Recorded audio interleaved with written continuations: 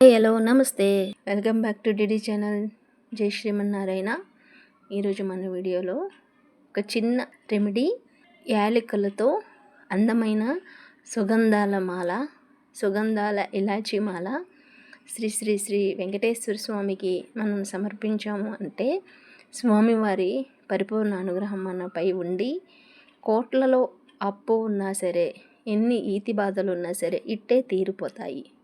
ఇంకెందుకు ఆలస్యం, ఇక ఈ మాల ఎలా తయారు చేసుకోవాలో వీడియోలోకి వెళ్ళిపోదాం. దీనికోసం ప్రతి ఇంట్లో కూడా యాలకులు అందుబాటులో ఉంటాయి. 27 యాలకులు తీసుకోండి. సంఖ్య కూడా 27 ఉండాలి. 27 యాలకుల్ని ఒక్కసారి ఒక 2 minutes వాటర్లో వేయండి. వాటర్లో వేసి అవి ఒకసారి బయటికి తీయండి. ఈ 27 యాలకులను పసుపు దారం కానీ లేదంటే తెల్లని దారం తీసుకొని దానికి పసుపు రాసినా పర్వాలేదు. అలా రాసిన దారం తీసుకొని 27 యాలకులను సూది దారంతో గుచ్చుకొని ఇగో ఈ స్వామివారికి సమర్పించిన మాలలాగా తయారు చేసుకోవాలి. ఇలా తయారు చేసిన మాలను సుగంధాల ఇలాచీ మాల అంటారు.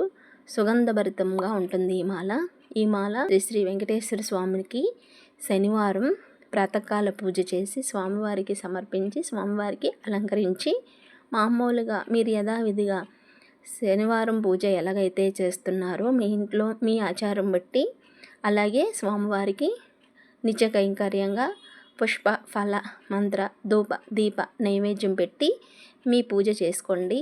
మీకు ఎలాంటి ఇతి బాధలున్నా కోట్లలో అప్పున్నా ఇట్టే తీరుపద్ది. By the way small request, video నచ్చితే please do like and subscribe. ఇది ఒక రెమెడీ మాత్రమేనండి. మనస్ఫూర్తిగా ఆచరించి చూద్దాం, మంచి జరుగుతుంది. మర్చిపోకుండా శనివారమే ఈ మాలను సమర్పించండి. Thank you for watching. Bye bye.